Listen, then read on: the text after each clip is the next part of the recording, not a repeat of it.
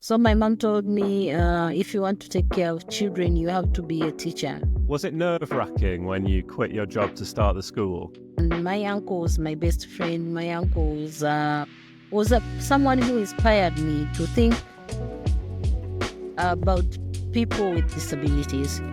So yeah, Noelah, what's good leadership to you?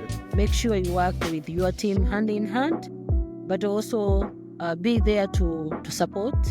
What's your relationship with taking risks? Sometimes you have to choose to take risk because you know how you can manage it. So I decided to quit my job and start a school. I wanted to show a model school like inclusive education is possible.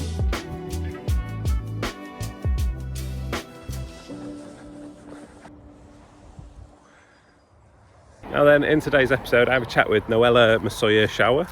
Noelah's the founder and director of Child Support Tanzania, which you might hear as CST in this episode. Child Support Tanzania is an inclusive school for children with disabilities in Mbeya in southern Tanzania. It's often used as a case study, like an exemplary case study by the Tanzanian government as to what an inclusive school for children with disabilities can and should be. I've been fortunate enough to spend time with Noelah at CST. The team culture, the morale, the student well-being, all of it. It was amazing. So we talk about the decisions that she had to make when it came to founding CST. We also talk about organisational culture, and we explore her thinking on how she maintains a really high quality organisational culture. We also talk about making difficult decisions and how Noelah navigates tension in the team when it arises. So I hope you enjoy the conversation. Grab a brew. See you in a bit. Noelah, welcome to Causes. Thank you, Dave. Let's start, as we start every episode. Give me a 1-minute introduction to you. Okay, my name is Noelah Msuya Shawa. I'm the Executive Director of Child Support Tanzania and founder of Child Support Tanzania, the organization which is working with children with different abilities. We are based in Mbeya, Tanzania. Our focus is inclusive education, to make sure children with disability, they get access to quality inclusive education. But also we are working with parents as our link between us and the community in parent supportive groups to ensure they raise awareness about the importance of education for children with disabilities, but also they raise awareness about safeguarding children with disabilities in the community. We also train teachers on how to teach inclusive classrooms. So we are working with more than 68 schools in Tanzania, government schools. Yeah, that is very brief about us. Tell me about your journey to starting this. Oh yeah, my journey started when I was very young. I grew up in a family with I can say middle income family, but I grew up with my friends who are coming from very poor families. So when I was young, I used to support them by using my own things, like take my clothes and give to them and all those things. But when I was in Form 2 in secondary education, I met 2 children who were orphans. And then those children, they caught my heart, and I felt like I need to maybe quit school and start working with the orphans, taking care of orphans. So I took them home, and my mom came back from work. She found there is kids at home, 2 children. And when she asked, the people told her Noelah brought them. And she realized I have something. Maybe she needed to help me to work on what I had. Because when she asked me, why did you bring them, I was straight to her. Like, I need to quit my education and start taking care of orphans. So my mom told me, if you want to take care of children, you have to be a teacher. So being a teacher came up after my mom told me, like, if you want to take care of children, you have to be a teacher. Is when I started to have passion with me being a teacher. After I completed Form 4, I went and do teaching course. After that, I was employed by government in Maganzo Primary School. But also, before I tell you the story of Maganzo, I grew up in a family also where there was someone with disability. May his soul rest in peace. My uncle Pastori, he passed away last year.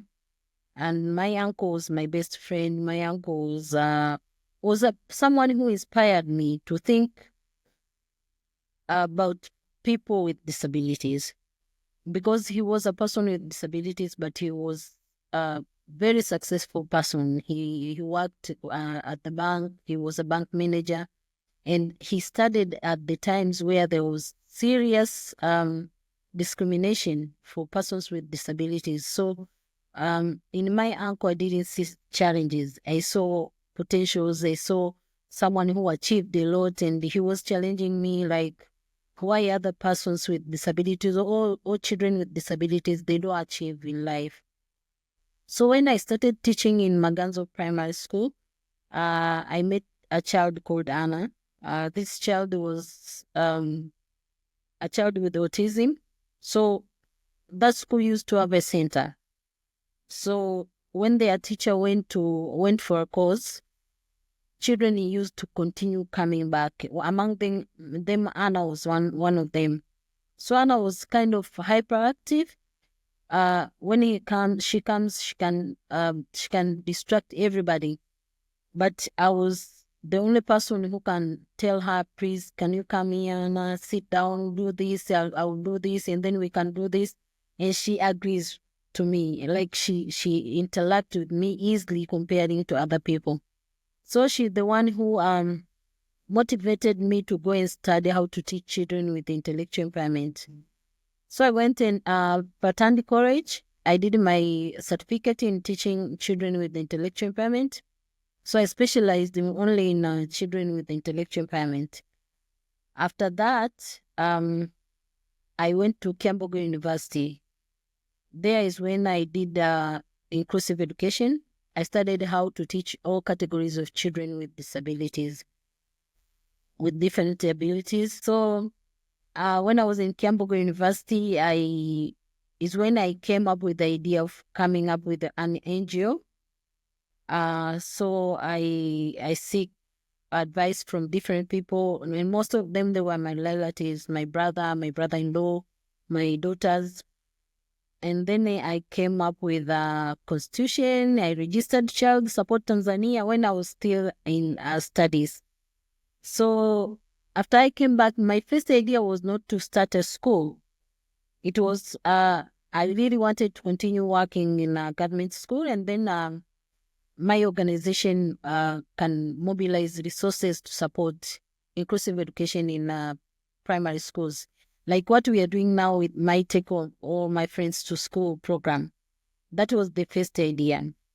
So after I introduced it to my leaders, they didn't buy ideas, so I decided to quit my job and start a school. I wanted to show a model school like inclusive education is possible. So I started a school. I started from home, from my parents' house. My family, my brothers and sisters, they allowed me to use our parents' house because our parents passed away already. So they allowed me to use my parents' house to start a school. So I started with 13 children. And then later on, we shifted from there to rented premises after Able Child Africa started to support us. And then we were there for like from 2010 up to 2019. In 2017, we secured land, and then we started construction with support from Able Child Africa, CBM, and other different donors. CBM, Able Child Africa, and Article 25 was, they were working on drawings. So we came up with a model school now in Mbeya. In 2020, we shifted to our own school. Now we are supporting more than 1,000 children in Tanzania.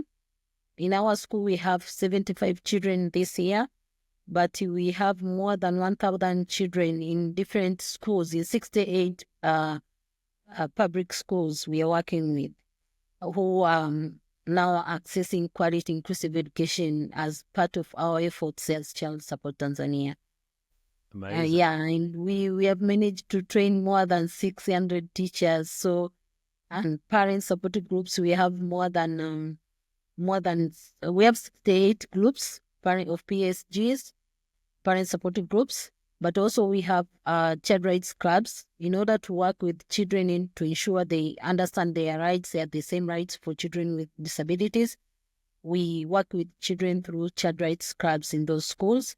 So we have 68 child rights clubs where we train children about their rights, but also we help them to advocate for their own rights and to advocate for the rights of their friends with disabilities. Yeah, yeah. Was it nerve-wracking when you quit your job to start the school? At that moment, I didn't have another option because I knew what my country needed, because I participated in preparation of the first national inclusive education strategy in my country. I participated to prepare it. So I knew what the country needs. And it was not easy to just change people's mindset until you show this is possible, this is reality, you can do inclusive education. So I really wanted to show like inclusive education can be implemented in my country. That's why I decided to quit and to start a school, to start a model inclusive education school in a lower level. So I had to do that. It was I had to risk something for the best of my country as well. What's your relationship with taking risks? Like, yeah, just that's a very broad question, but what is your relationship with risk? I don't know how I can answer it, but when you want to achieve something, sometimes you need to you can try to see like you can identify the risks and you have to know how you can manage them, because you can't take risk which you cannot manage. Yeah, sometimes you have to choose to take risk because you know how you can manage it. Yeah, Yeah, that yeah, that is the only thing I can say. Like wherever there is, like in everything there is risk, especially when you are reading something, there is risk. So you have to make sure you know how to manage it. yeah. That makes sense. For people who are listening or watching, can you describe like what is the feeling when you walk into Child Support Tanzania, the building? Like what what's the feeling? What's the sort of ambience? Yeah, just describe that. Describe that feeling for somebody who's walking in for the first time. Child Support Tanzania is a model school when you are talking about inclusive education. Like from the environment, the people, and everything. CST, our motto is children. Our slogan is children first. Our motto is disability is not inability. So if you walk through our model, our motto, like disability is not inability. CST is there to remove all the barriers to ensure smooth learning for children with disabilities, smooth interaction, smooth communication, like to remove all the barriers which can hinder a child from achieving his potentials, his or her potentials. So at the moment you walk in at CST, the first impression you get is inclusivity, equity. We are unique because we don't work with the children as group. We work with the child as an individual. We focus on each child to make sure we are supporting this child to achieve his or her potentials. So it's a model school, I can say, in the Southern Highland part of Tanzania. From environment, the way we teach our children, the way we support our children in different areas is one-stop center where when a child can be assessed, we can prepare individualized educational plan for a child. We can do interventions in terms of educational interventions. We can do interventions in terms of rehabilitation, like physiotherapy, speech therapy, and other therapies which a child needs. We can stimulate senses. We have sensory garden. We can. We are now going to. We are working towards to raise funds to come up with a hydrotherapy pool, so that we have all the resources needed to for a child with different abilities to achieve his or her potentials. We do assessment by using professionals, medical doctors, and education assessors. So when we're doing our interventions, we know exactly what a child needs. Yeah, amazing. So let's move on to the sort of leadership stuff, and yeah, really curious about your take on some of this. What's good leadership to you? So yeah, Noelah, what's good leadership to you? I think good leadership is being work as a team, being a leader who appreciates and understands his team, but also as a leader, you can't, a leader is like, I can say is like giraffe. You see far with the vision, but in order to lead that your vision, you need everybody. You need impalas who can run very fast. You need everybody. So leaders, good leadership depends on teamwork. How do you work with your team to achieve the goal of your organization? How do you influence change? How do you influence people to work in a very happy and conducive environment? But how do you control the organization to go according to the policies, procedures, and everything? That I can describe as a good leadership. Work in a team, make sure you work with your team hand in hand, but also be there to support your team, to help them get courage to do something, but also to appreciate what they're doing, but also being there to make sure each organization has rules and procedures, policies, and everything to make sure people they are following it. What's Yeah. the most difficult decision you've had to make as a leader? Firing someone. Fire someone is very tough decision to me as a leader. I think about the person. I think about people who depend on this person. So it's very tough as a leader. Yeah, I, yeah. I can say that is very tough decision for me as a leader to take. But then I have another one which is most toughest one. What is it? The toughest decision to me to make as a leader is when it comes to my children at school. Uh, Sometimes it's so hard. You can find like right now we are struggling to register it as to be pre and primary school, but as preschool there is age when children reach. You need to make sure they go into other schools. That is the toughest decision for me to make. To let go of my children to go somewhere else, because I feel like most of the time is not they are not going to get what they are getting at CST. It makes me think a lot, like how my child will live, and I know what they're getting at CST is not what is there in other schools. So that is the toughest decision for me to make, like to let go of my children so that they can go and continue with their education in other school. But I thank God now I'm in the very final stages to register our school. So our children will continue here up to grade 6, and then they can now we until they reach grade 6, we have another option for them. Yeah, so I really want to see the final product of my children at CST.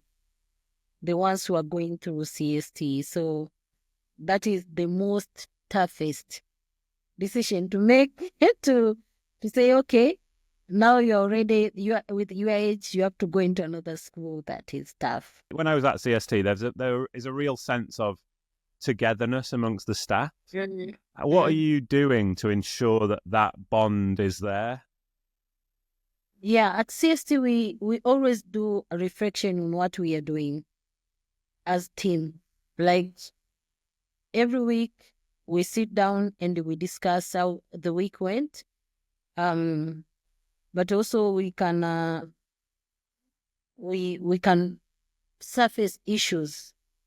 Like we have our model we are using, it's called action learning model, to do reflection, where we just see our experience, we just see what went well, what didn't go so well, or the reason why, what helped this to go very well, why we failed in this side, and then we get those insights, like what the imaging issues,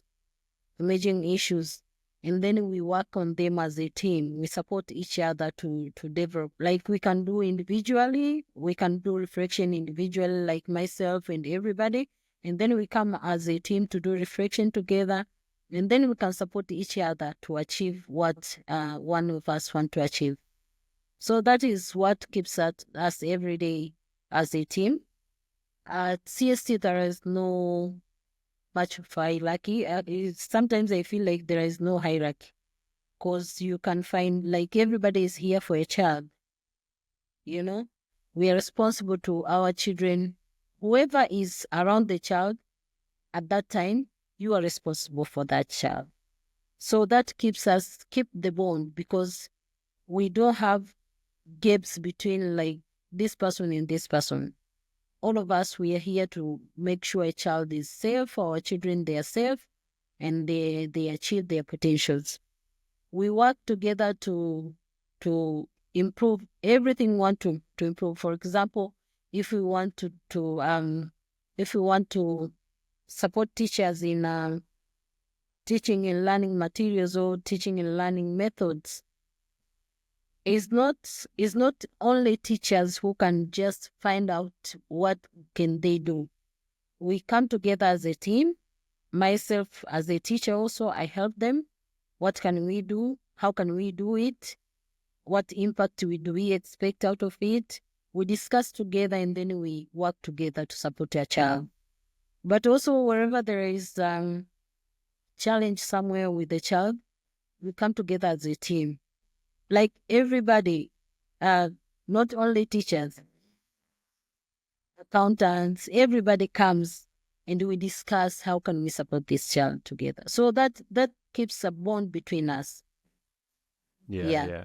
When I mean that noticeably a really healthy bond between staff that I felt, but I mean that was 1 or 2 days. So for this to continue, infinitely, there must be moments where there is tension amongst team members. How do you navigate tension in the team? What are your strategies and techniques to navigate tension? First of all, myself as a leader, wherever there is tension, I don't rush into conclusion. I take time. Sometimes when you do, there is some moments you need to quickly intervene, but there is some moment you need to give time for people to calm down, and then you can now discuss.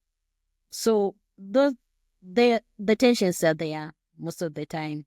When you work as a team, this happens because you are different people from different areas. When I have one-to-one meetings with people, I take all of me to listen to somebody as myself. Um, I can listen with my head, I can listen with my heart and my feet, being in somebody's shoes before I make decision. Wherever there is tension, I need to take time to listen to someone, talk to someone, and try to to resolve issue as soon as possible. But sometimes I need to just let the situation calm down, and then I can talk to somebody, or I can talk to the team. Because sometimes you can talk to the team when they're in a very high level of tension, and you end up spoiling everything. But when everybody is cool, you can discuss something and come up with the solution. So there'll be UK charity leaders, like sort of organizational leaders who are watching, listening. What is your advice to UK charity leaders looking to build better team cultures and increase the performance of their team? Like, what is your advice to those people? I can advise them to acknowledge everybody's contribution, appreciate, because without them we can't do anything as readers, but also support them to help you, support them to achieve what you as organization you want to achieve. So as a leader, you have to be there for them all the time.